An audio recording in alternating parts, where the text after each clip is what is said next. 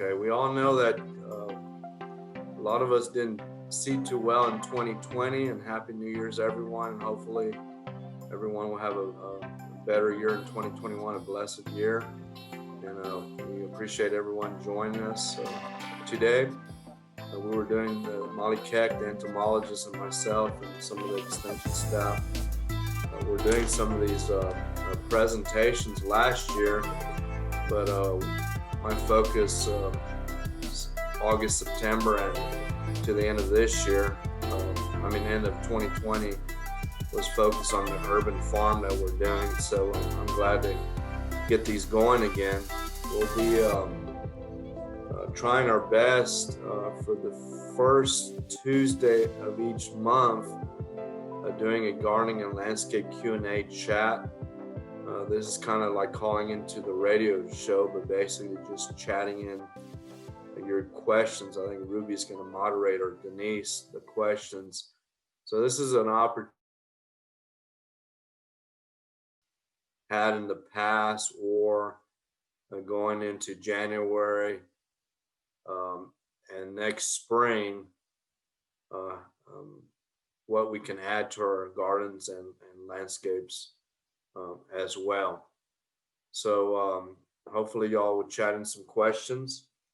And then the third Thursday of every month, what we're going to try to do is a seasonal topic, and we'll discuss this month's topic a little bit towards the end of the presentation. So again, thank y'all for joining us.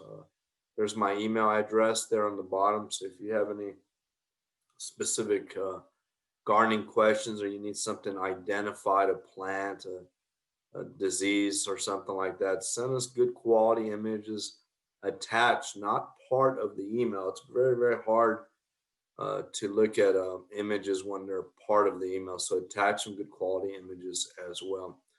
So Denise, ask y'all to chat in your questions. Just put your name on it. Good Saturday all over the state and other states in the U.S. Like to know what city you're calling from. That really helps with the question. Try to keep it to one gardening landscape question per person. That way everyone has an opportunity to chat in their question. And this is an awesome opportunity for everyone to learn. And if we have more time towards the end, then we'll answer multiple questions that you might have as well. So there's me, David Rodriguez. Some of y'all know who I am. So I'm the horticulturalist here in Bexar County for San Antonio. A little bit about who we work for. We're part of the land-grant university system. Texas A&M, the land-grant university, was initiated by the first Republican president of our great nation in 1862 during the War of the States. Remember, back then, most of folks lived in the country and rural areas, and agriculture was the prominent business out there and everything that was attached to it. So he initiated these land-grant universities. So Texas A&M University, the greatest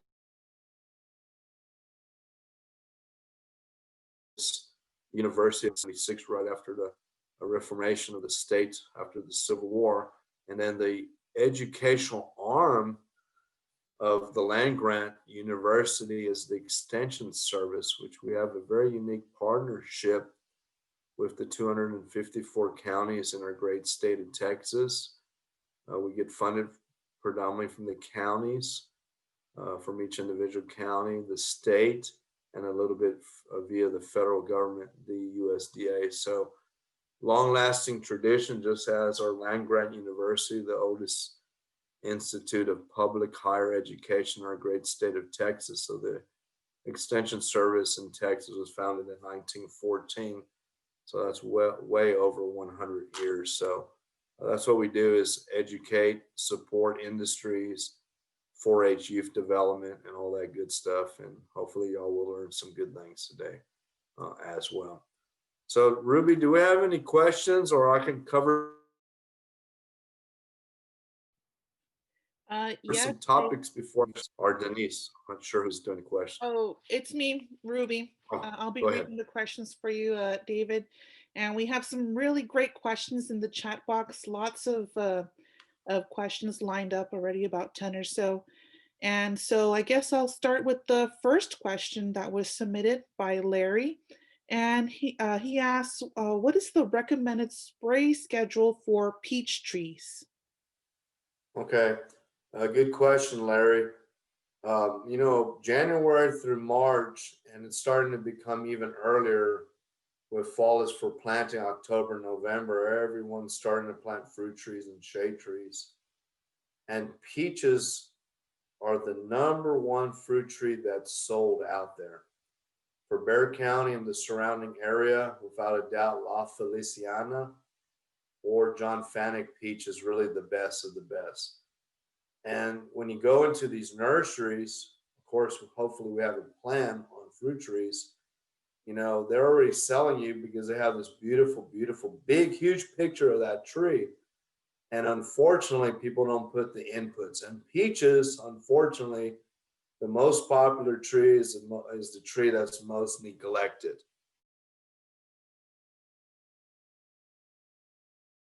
So if you go as well as plantanswers.com websites, and we'll show you those at the end of this talk today, go under the fruit tree sections, and we do have just general information about peaches and fruits of what to spray when. Unfortunately, for most home gardeners, we're very, very limited on what we have to spray. But a good rule of thumb for peaches and most other fruit-bearing trees is peaches, we want to train them in an open center technique, like an hourglass, a wine glass, and we want them to be 8 to 12 feet tall. We let the branches grow on the outskirts so we have better sun, air circulation to minimize diseases. So during the months when the trees go into the fall and winter time, when the tree starts showing fall color and starting to drop its first leaves, what we want to do at that time is go ahead and spray with a copper fungicide. That what that does, it helps defoliate the tree, and that's good to use on other fruit trees as well. And then you spray after all the leaves fall off. So a couple applications, and what that does, it helps minimize inoculant. So you want to rake up leaves and stuff as best you can. January, about now, we use Horticulture dormant oil. And if you got good bloom and good fruit set, then you have to be prophylactic. There's no organic peach growers in our great state of Texas. Remember, the vast majority of peaches come from the Stonewall and Fredericksburg area, where it's deep, deep sandier soils, uh, cooler temperatures in the spring, summer time. And they spray these trees prophylactically once a week or every 7 to 10 days, and they alternate both with insecticides as well as fungicides. So when you go to your feed store, your favorite independent nursery, you always read and follow label instructions and purchase yourself 2 or 3 of both an insecticide that lives fruit and peach, as well as a fungicide. So it'd be 2 or 3 different active ingredients. And then what you want to do is always follow those, how to dilute it, how to spray it, and all that. So if you're having issues finding those on the websites, just use that as a rule of thumb. Good question. Great. Thank you, David. The next question comes from Leslie, and she would like to know suggestions for growing peas in the spring garden. Okay. So peas are a hit and run. When you grow peas, sometimes one year you'll have the best peas, unbelievable. That includes the old-fashioned English peas, or what we call shelling peas. Also the potted type peas like Chinese or snow peas, which you can shell if the seeds get too big, like the sugar snaps, or if they're young and tender pods, you can eat the whole pod. And then English peas, when you shell them, oh man, that's unbelievable how tasty they are, or freeze them as well. So January is a good rule of thumb right about now. I don't really like bush type peas. We really want the vining or tendril type. So of course you need an area that has full sun, good air circulation, very well prepared beds with organic material that's been aged, support structure like a lattice, trellis, or old-fashioned chain link fence, chicken wire, something like that, for it to grow up. Now, when these seeds germinate, and y'all know how the weather is now, January and February. I mean, y'all look at it the last few days, y'all have your heater on in the morning, and then by 2 p.m., a lot of us have our air conditions on. So if these young seeds, when they germinate, they're very, very tender to the wind and cold weather. So you probably want to kind of protect them somehow with a wind block, or wrap that area with insulate, the winter protection blanket. Or if they get nipped back and the tendrils get burnt, sometimes they'll grow out of it. If not, you just immediately do another reseeding.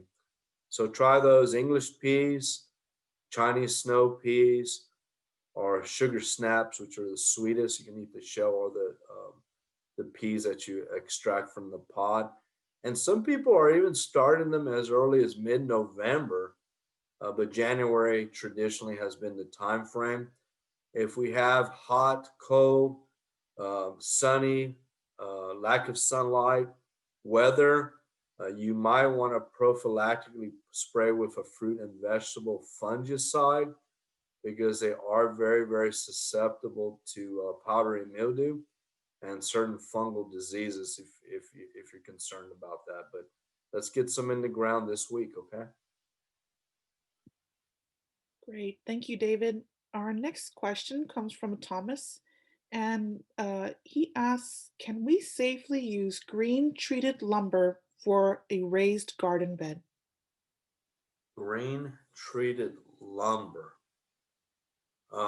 Most of the lumber that you buy, like at the box stores, Home Depot, Lowe's, McCoy's, etc., that treated lumber, the way they treat it nowadays compared to many, many years ago, is not a concern.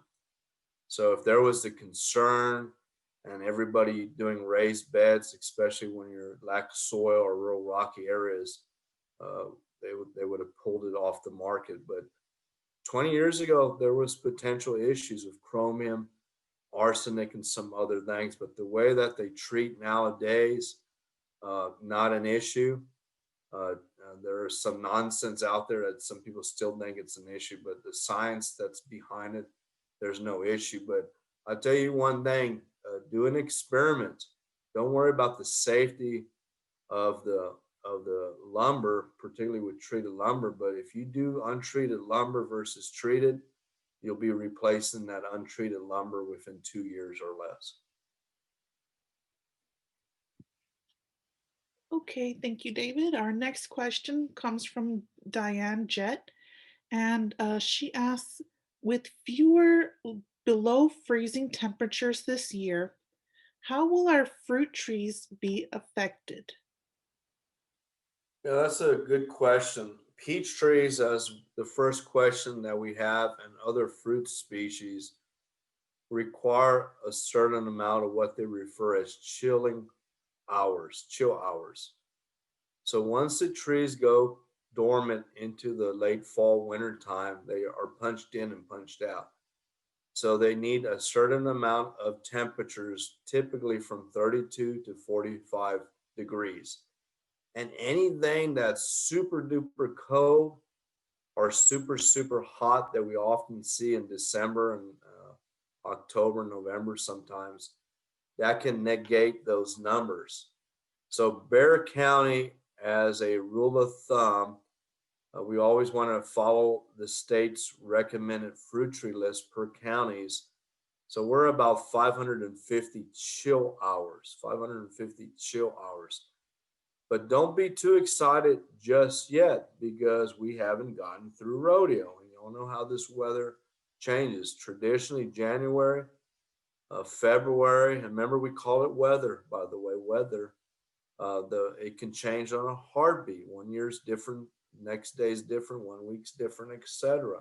So let's see what happens. So commercially, either south in Wilson or Atascosa County, where there's commercial peach orchards, or into Stonewall and Fredericksburg, which has much more higher chill hours, about 800 as a rule of thumb. They plant June Gold and they plant Harvester up there, but they might also plant some lower chill hours.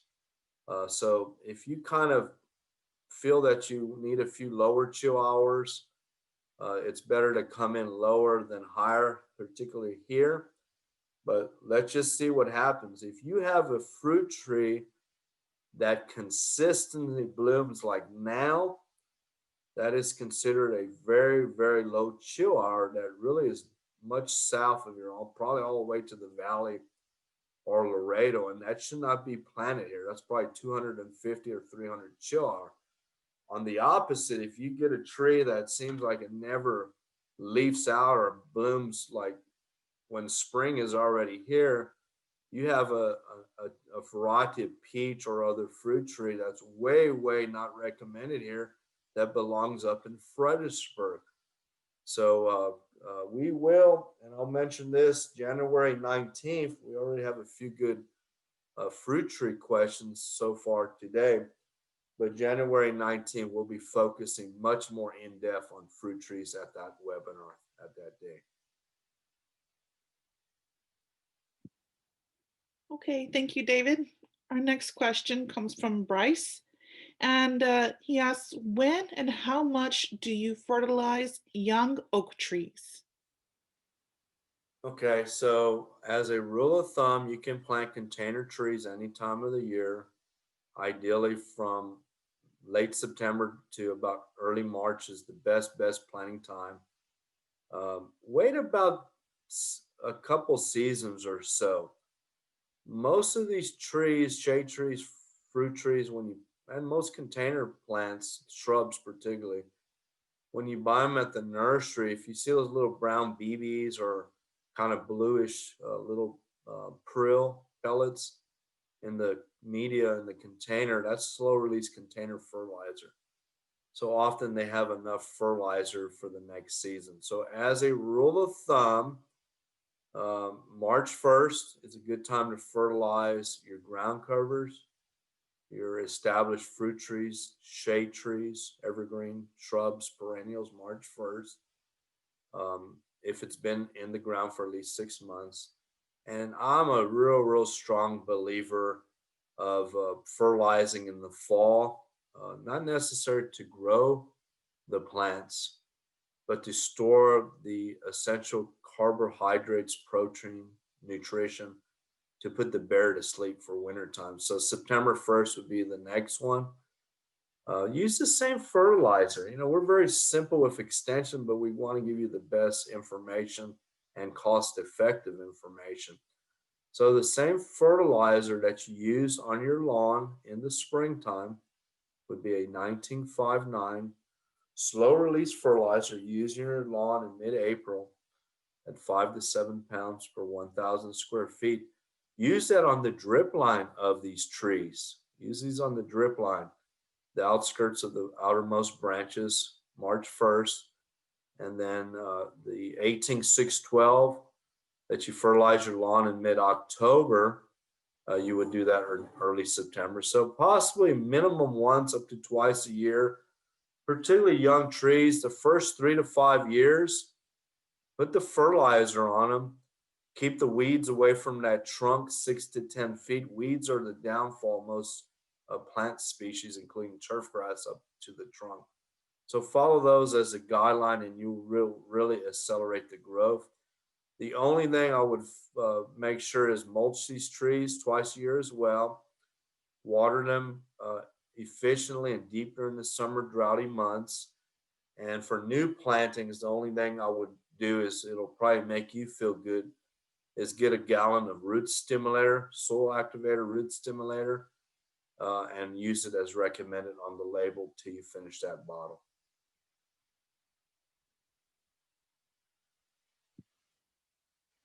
Okay, thank you, David. Our next question comes from Ling. She asks, would you go over the NPK in fertilizer?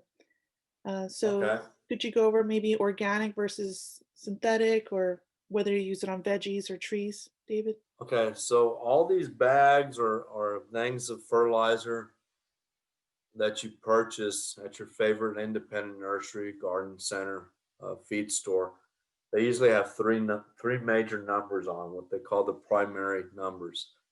The first number is nitrogen, and that basically is green and grow. That's a good rule of thumb. Nitrogen, first number, green and grow. The second is phosphorus, and phosphorus is very immobile in the soil. There's lawns in San Antonio that we can probably do a phosphorus farm here, mine it out of their lawns because they've over applied phosphorus for so many years. And that's the middle number. That's for crown development. It helps for blooming plants as well, and root establishment. And then the third number is NPK, nitrogen, phosphorus, P, and K is potassium or potassium. And that's for overall winter hardiness, cell elongation, and vigor, overall vigor and disease resistance of the plant. NPK. Now, these are also the main numbers that you see. For years and years, through science and soil analysis and leaf tissue and petiole analysis on most plants, we've figured out that most plants consist of 3 parts nitrogen, the first number, 1 part phosphorus, the second number, and 2 parts potassium, 3, 1, 2. So if you look at all our recommendations, both for spring and fall, we try to go with those guidelines: a 19-5-9, a 15-5-10, an 18-6-12. All these are mined elements, and they put them under chemicals treatments to get them into a synthetic form. So the plant does not know the difference between a traditional, conventional synthetic versus an organic and natural. The element is the same on both of them. Okay. You use less on the synthetic per 100 or 1,000 square feet. In regards to organic or natural or derived, a lot of those are derived from manures such as poultry-based products, chicken, etc., feather meal, etc., and alfalfa, which is sweet. But on organics, you can't really get a high numbers on these bags. Now, if you get a 423 or an 822 analysis, it's probably about the highest you can get. So when you read the bags, which I know everyone always reads and follows label instructions, when you use the organic, which is fine, you typically have to use much, much, much higher rates. You typically use it earlier, and of course, it's going to cost you more. The plant does not know the difference of one or the other as long as you're applying it correctly. Okay, thank you, David. The next question comes from Nicole. Can you tell us uh, Fuyu persimmons how Fuyu persimmons should be cared for in San Antonio, especially in winter? Okay, Fuyu persimmon is also referred to as a Japanese or Oriental persimmon selection. I really like the edible persimmons because the trees have a very large, shiny, glossy foliage to them. The trees give you beautiful fall color. And Fuyu, or Japanese persimmon, is one of the few that are what we call non-astringent, meaning that you can eat it right off the tree, or when it starts coloring up and softens a little bit, people will wrap them with aluminum foil, put them in the freezer, and they're very sweet before the birds and animals get to them, unless you protect them or net them or something like that.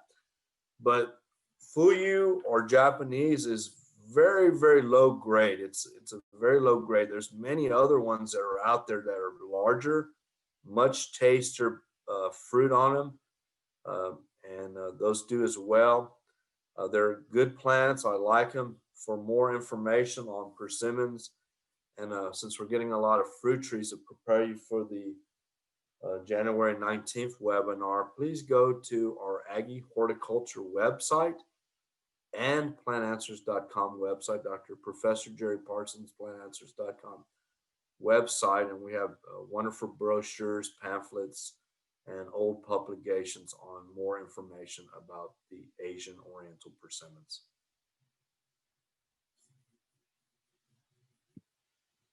Okay, thank you, David. And if everyone checks in the chat box, Denise put the link to the plantanswers.com in the chat box.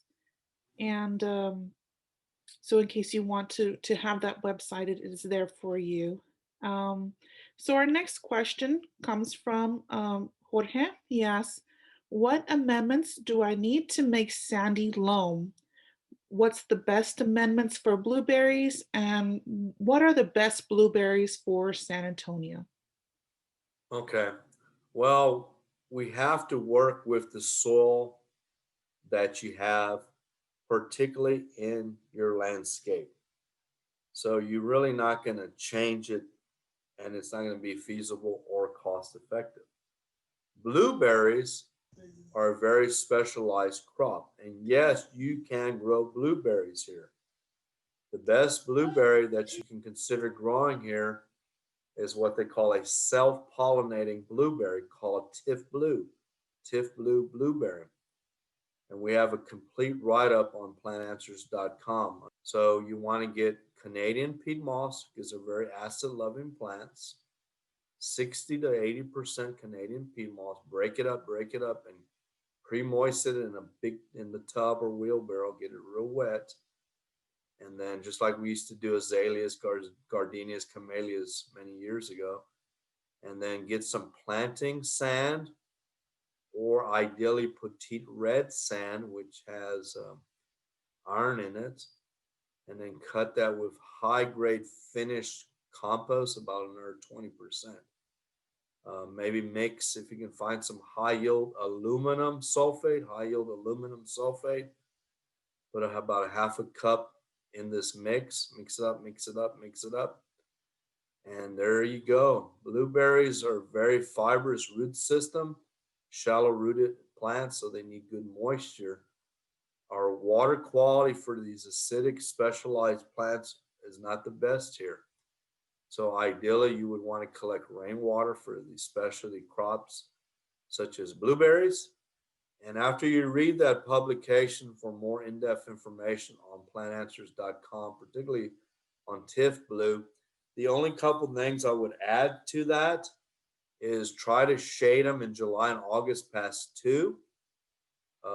The cool weather is not an issue. The summer heat can burn them if you're not careful.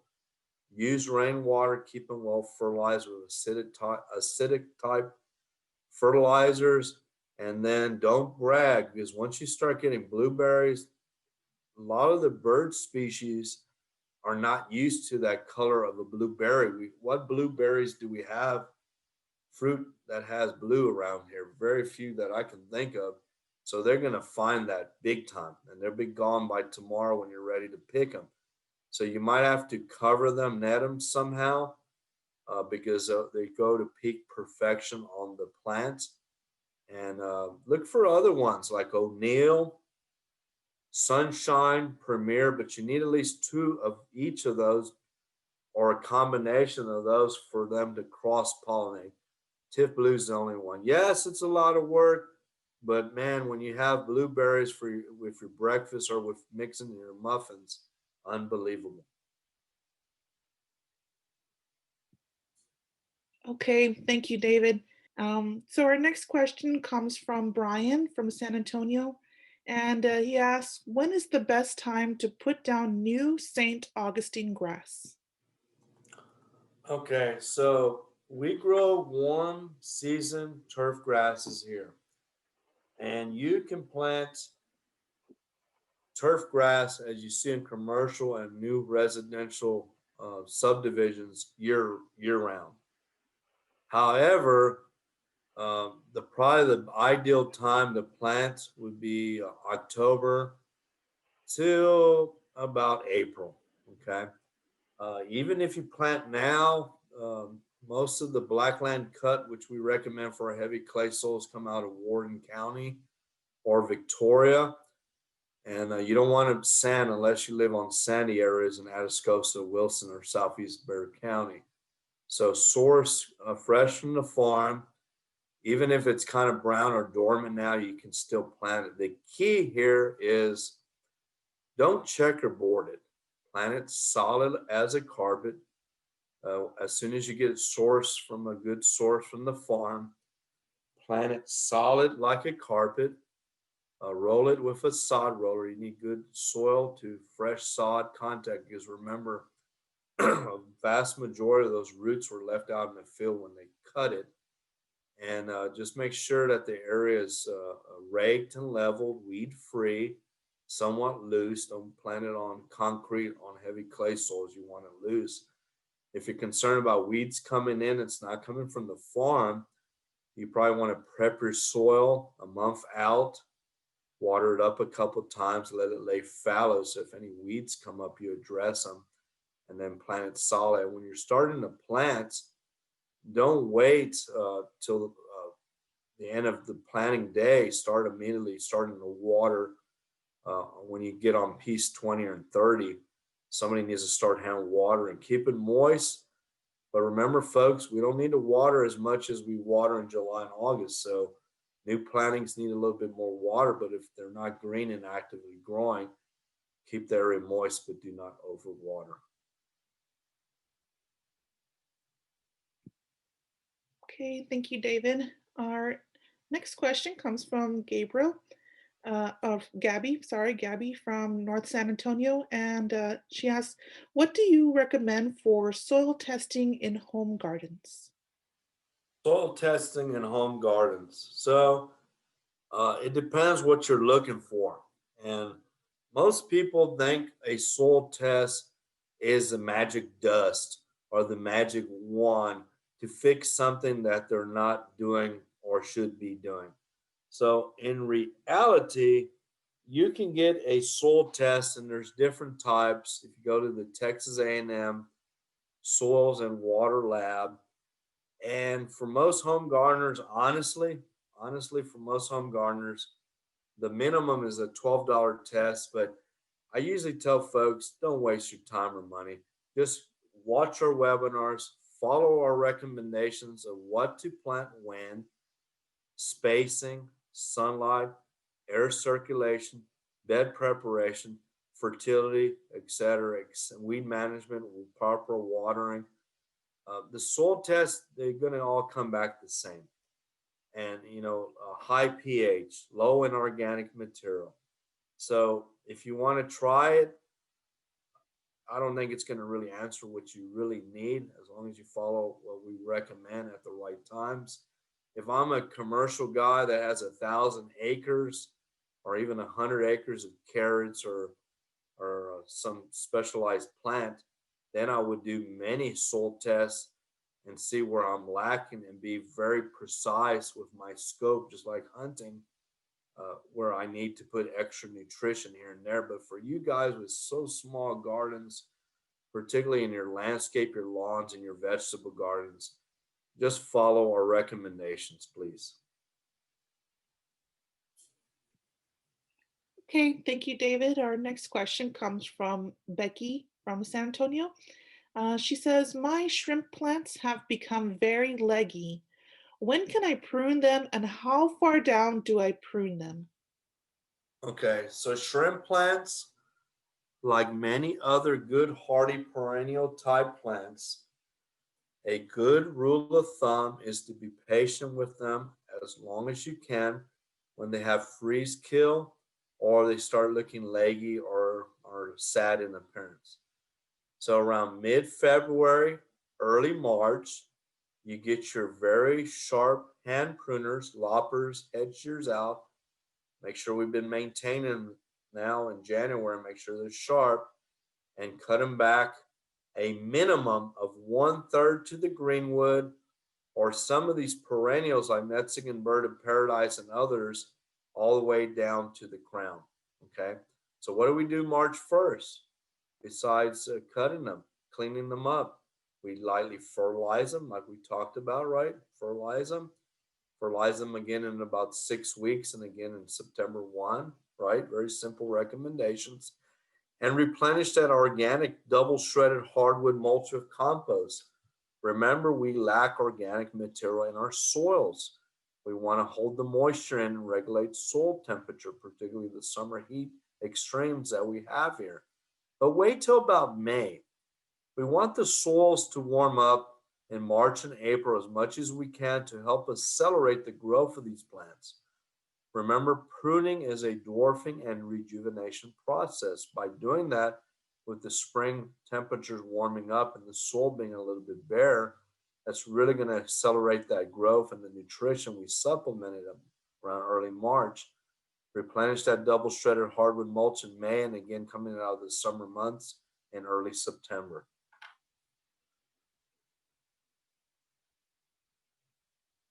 Okay, thank you, David. Our next question is, what is the best type of tomato to grow in this area considering the summer heat?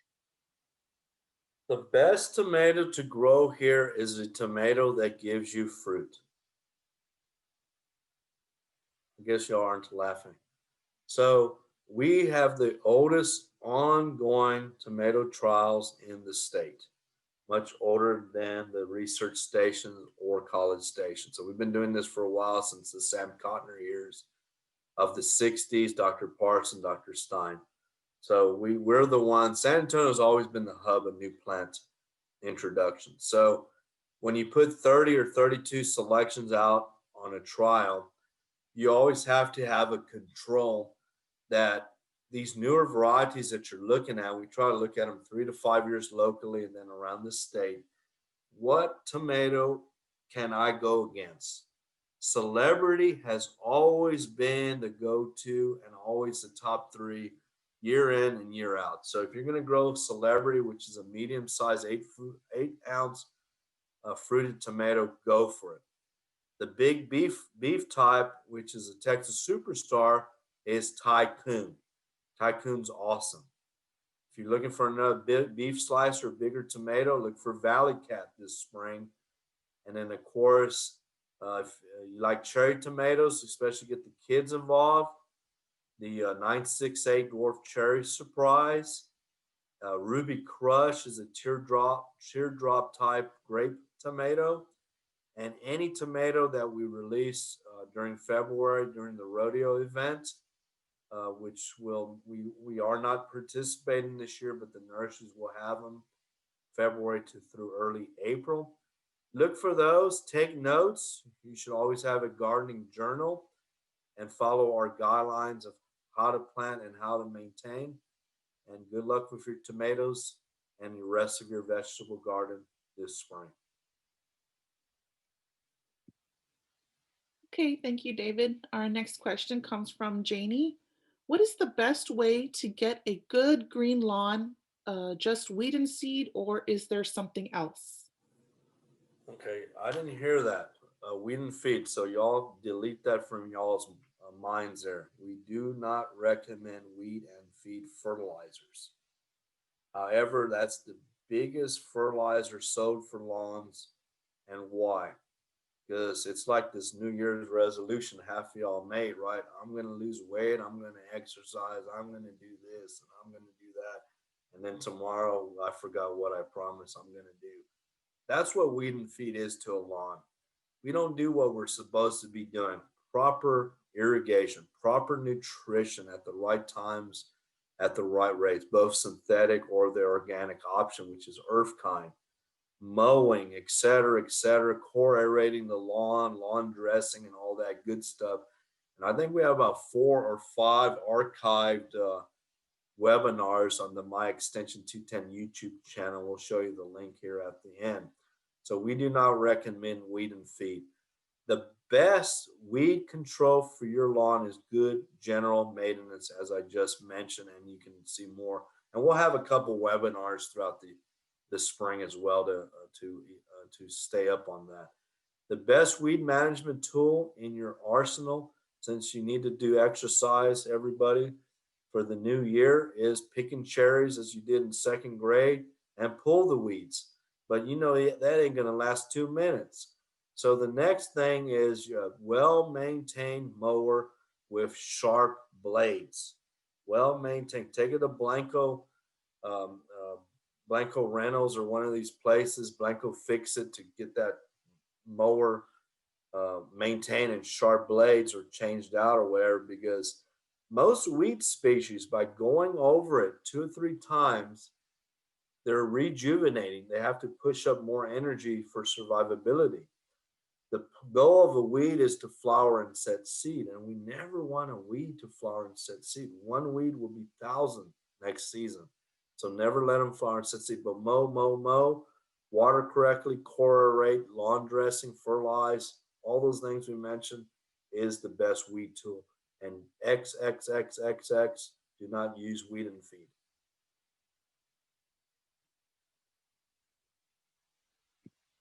Okay, thank you, David. Our next question comes from Barbara, and she asks, when do you trim orange or lemon trees? Okay, citrus. On the 19th of January, we're not going to talk too much about citrus, but more other fruit trees. But we'll have another citrus talk later in the year here. Hopefully, you all grew some awesome citrus for Christmas oranges, like the Satsuma mandarins, to give out as gifts for the Christmas season. You only prune citrus when you know you have dead wood in it, or when the branch is hitting you in the face or something like that. But we do very little pruning on citrus. And really, the ideal time is to prune citrus to remove dead wood and do light pruning is when new growth starts pushing in the springtime. So be patient with it. Don't be pruning them too early. And we try to grow citrus as a big bush, as you see in the grapefruit groves in the valley and the citrus orange groves in Florida, California, Brazil. So grow them as big bushes, very little pruning. Now, most fruit trees as citrus are grafted, and for some reason, I've been getting a lot of emails the last few days on this. I have oranges, they're sour, they taste nasty. What kind of fertilizer can I use? No, that's not the thing unless you have a junky tree to begin with. Follow our variety recommendation. They're grafted, and the citrus rootstock is either sour orange rootstock or trifoliata rootstock below the graft line. And that graft rootstock is very aggressive. So if you have straight upright growth with bigger leaves and big thorns, or leaflets in three, that's the rootstock, which is very aggressive. So if you do a container citrus, which lemons and limes should stay as container trees, or find a nice place in the yard and plant your tree after it's well established 3 years thereafter in April, do not plant it too deep. Never put extra soil or mulch on that graft line. And if you see that shoots emerging from that rootstock, as we described, for sure, any time of the year, you do need to remove them, but you need to go down deep, where it's attached to the main trunk or below the soil line, and cut it right then and there so they potentially will not resprout. Okay, thank you, David. The next question comes from Diva, and she has some local trees and annuals that have been stripped by deer and leafcutter ants. They've been completely stripped, and anytime any new growth appears, ants eventually find them. So she wants to know, how many strippings can a bush have before they can recover, or is there anything that she can do to help them now? Yeah, that's a tough situation, particularly where you have leafcutter ant pressure. In regards to deer, even if you plant so-called deer-resistant list plants, which I hate calling any plant deer-resistant because it takes about at least 6 months for establishment. That includes particularly with trees or sometimes shrubs. caging them, putting liquid fence or deer repellents out there, blood meal or a combination. But once a deer starts rubbing their antlers for the velvet on the trees, once you start removing that bark, it's like taking your skin off. That's the vascular system of the tree, water up, nutrients up, down, etc. Once that's removed, you know, it's often a slow death of that plant. So you really have to protect these trees from the deer and, you know, learn how to make deer sausage and things like that. A leaf cutter ants is a tough one. There's certain things that you can try to do, but even often they tend to return. There's a few considerations. Amdro does have a bait that does list leaf cutter ants on it. You really have to make sure that bait is fresh. You put it out as recommended from the label. Do not disturb their track.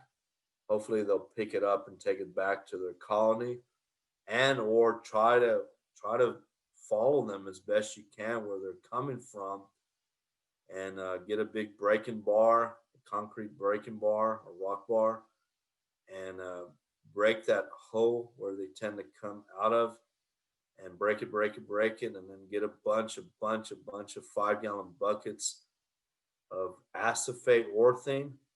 We're all used to wearing masks now, so wear a mask when you do this because it's kind of stinky. And mix up these 5-gallon buckets to the highest dilution rate and drench. Fill it up as best you can. And that kills both on contact, and it has systemic effect to it. So you can look at that, but you can do a few web searches. Mike Merchant, Bart Dries, Molly Keck, you know, all the entomologists do have some literature out there, probably other control means, but often at the end of the publication, it says they'll most likely return, but try this and see if you can at least push them out as far out as you can.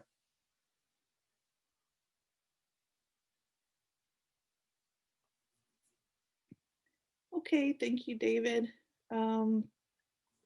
Let's see, our next question comes from Shirley. And she asks, after chrysanthemums have bloomed, when is the best time to cut them back and how do you propagate them? Okay, chrysanthemums are typically fall garden mums. We usually start seeing the biggest assortment in early September, right around close to Halloween, Labor Day, right around that time frame. A little trick on those when you purchase them, the way that they accelerate the bloom and the growth on those plants, they tend to have a major bloom set on the very top of the plant.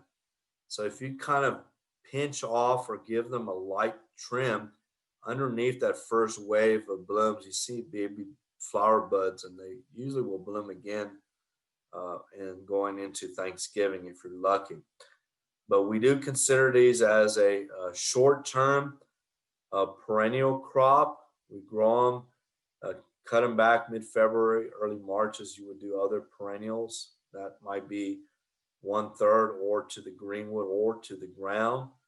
And then they push out for the springtime. And sometimes, depending on the day length variety that you have, they might bloom some more in the spring. But if you do have some as your fall asters, Mexican mint marigold, cigar plants, and other fall blooming perennial type plants, Copper Canyon daisy, which is a pretty good deer resistant plant.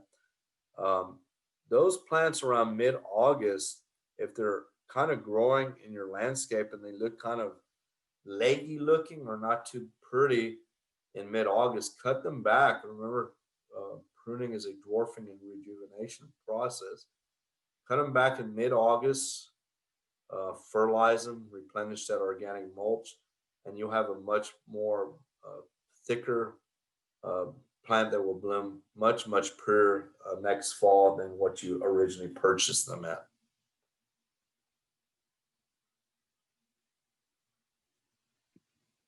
Okay, thank you, David. The next question comes from Todd. He has what looks like clover in his garden. It is green and red or maroon and has small yellow flowers. Is this a good fix to nitrogen as a ground cover? He said the bees like it, or does it compete with plants around it?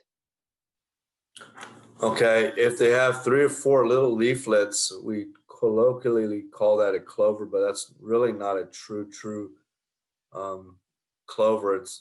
It's really what we refer to as wood sorrel or oxalis, and the little fruit that they have a little pod on it is edible. It has a little cucumber taste to it, if lemony cucumber taste if you've ever eaten them.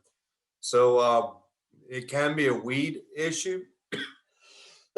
Normally, that weed species, typically, I would refer to that as an indicator weed, meaning you usually see that type of weed when you have very wet soils, very compact soils in the lawn or in the landscape garden beds. So if you're working up the soil often, you're mulching it very well, you're incorporating very good quality compost at major plantings, you should lessen that. But if you're happy with it and the bees are happy, just keep what you need where you need it. Okay, thank you, David. Let's see, our next, oh, well, just want to let you know that we're coming up on the 10-minute mark, David. Just let you know. And our next question comes from Olivia. And she asks if you can suggest any ground cover to prevent erosion on a 30-degree slope on the north side of the house in a shady area. Okay.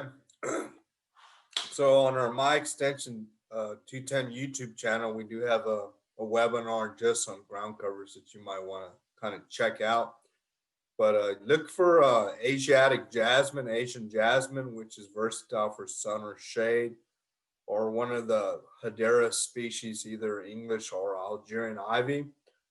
You probably want to start sourcing your plants now. Start planting in late March, early April, and really do some real good bed preparation, as most ground covers really need ideal bed preparation, excellent weed management. Remember, ground covers, the first year they sleep, the second year they leap, and the third year they creep.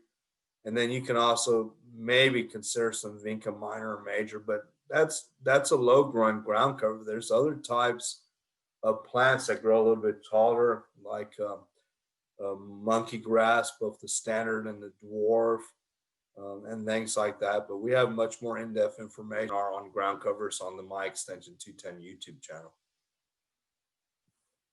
Our next question comes from George, and he asks, what would you recommend as a shade-loving ground cover that does not overtake the area?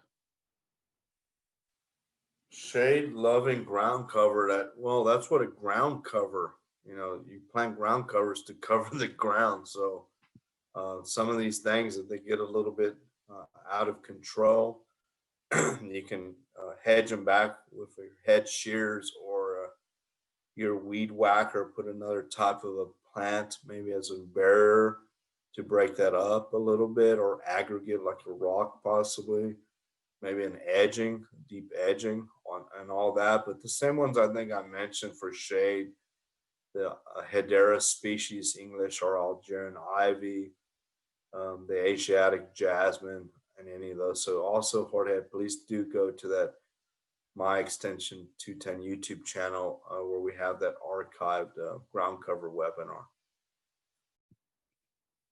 Okay, thank you, David. Our next question comes from Barbara. She asks, what caused her yaupon holly bush to die? It started with one small dead branch, and then it started to spread to the other branches, and the hedge was about 20 years old.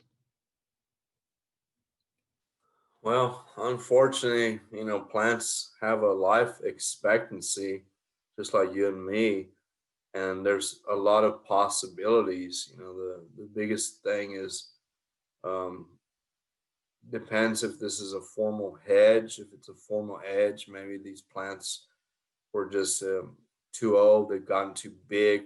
They've been cut back too much, and they've just pooped out. They've tired out.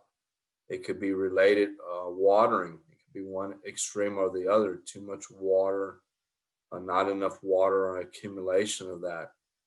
It could be the weed whacker. You know, people when they're edging, they're hitting the trunks of those plants, and once you take the vascular system off, it could be weed and feed fertilizer flicked into the bed, as we do not recommend weed and feeds because it causes things like that.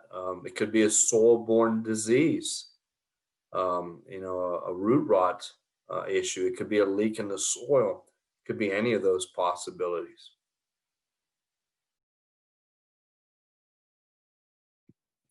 Okay, thank you, David. And now we're at our 5-minute mark, just to let you know.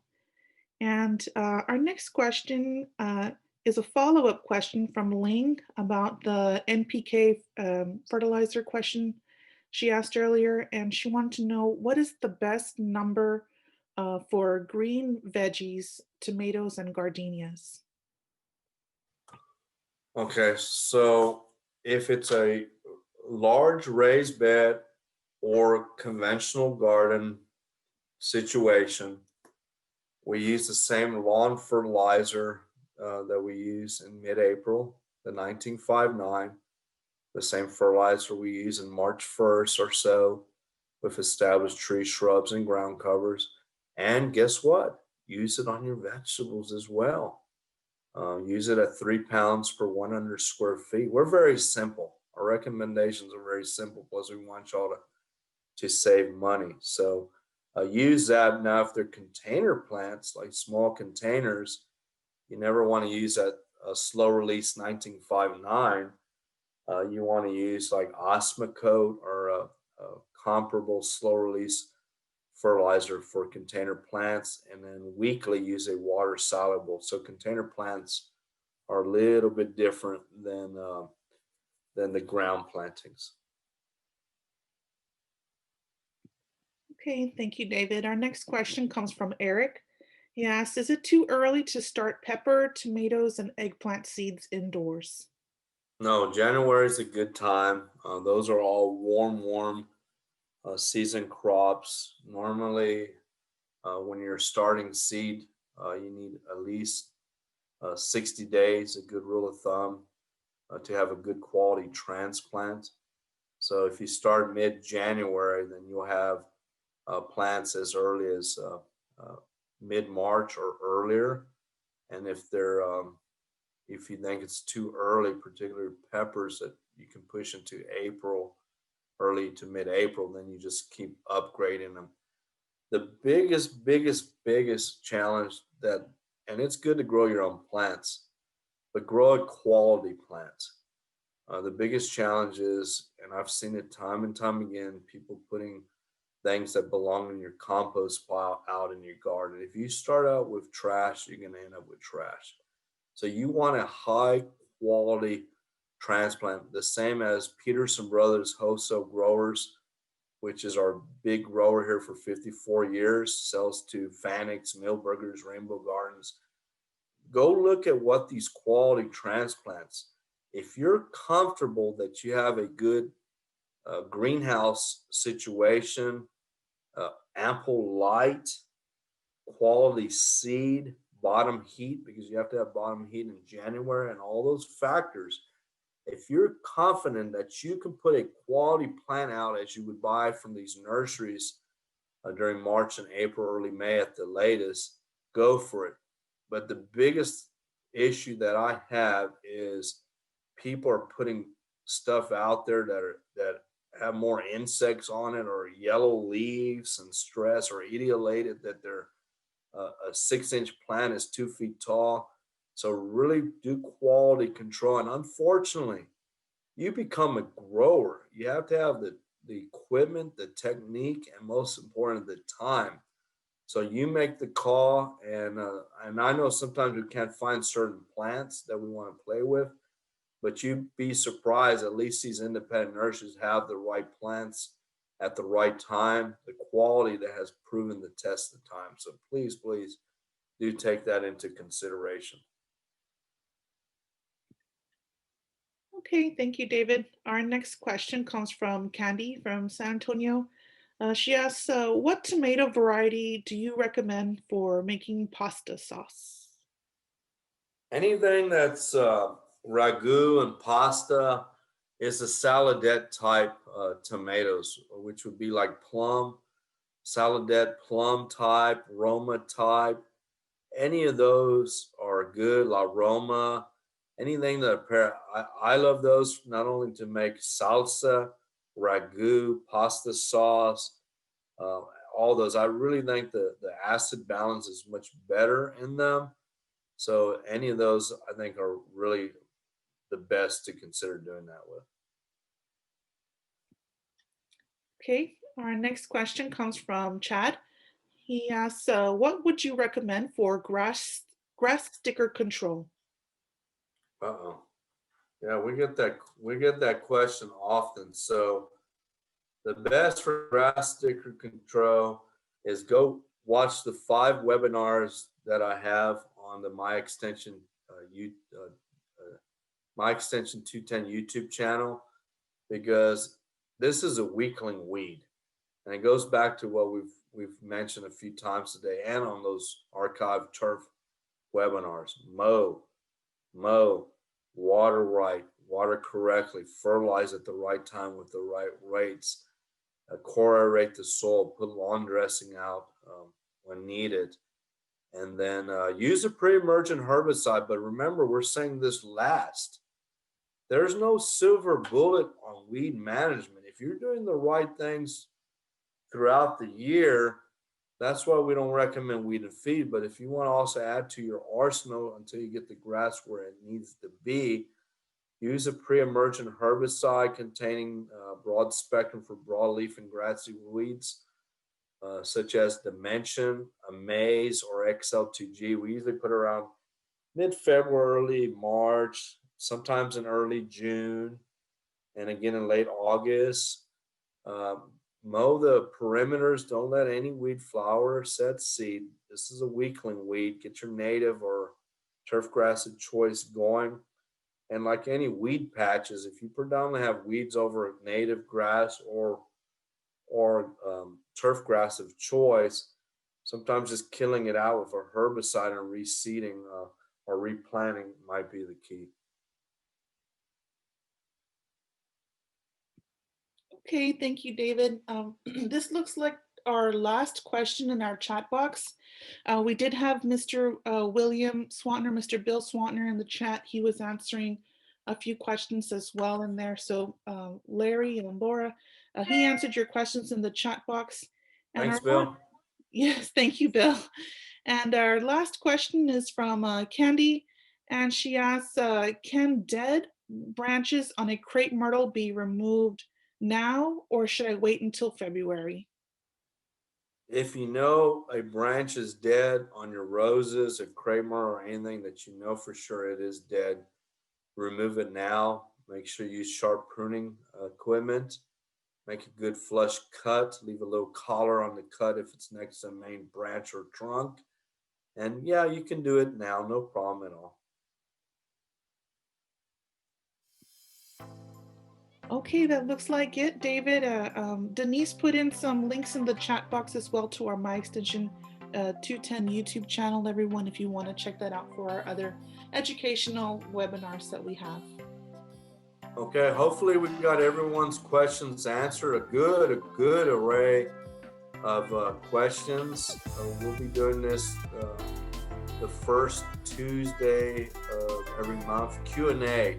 Let's get these questions answered like the radio show, and we all learn a little bit. And so our topic for the month for January 19th is growing a family home orchard. We're not going to really talk about citrus. We're going to talk about some of the better fruit trees to consider adding, the do's and the don'ts, because January is an excellent time to plant fruit trees and do some maintenance as well. We did mention these websites. If you're not familiar with these websites, please utilize them. Please keep an eye on the Bexar County Extension Service homepage too for all the ongoing online webinars. You know, folks, I really miss doing my talks to the public. My last face-to-face big talk was back in March, almost a year later, but we're trying our best to do these online webinars. Thank you all for your patience on this. Please utilize the My Extension 210 YouTube channel. We have a lot of archived webinars that we've done there for review and to study up as well. So please utilize the My Extension 2 and subscribe to it. If you don't mind, subscribe to it. That would really help us get the word out on it. Don't forget to listen to Bill Rody and myself every Saturday on the Blowtorch, the WOAI 1200 Lawn and Garden Radio Show every Saturday. Kind of like what we just did today, but just a different feature of chatting in. Of course, that's my email address. Don't hesitate to send me any questions you might have. And please make it 2 paragraphs or less. You know, I lose track after the 5th paragraph. And send me images attached, quality images if you need something identified. Thank you, Bill. Thank you, Denise. Thank you, Ruby. And as always, everyone, learn and have fun, happy gardening, and let's have an awesome 2021.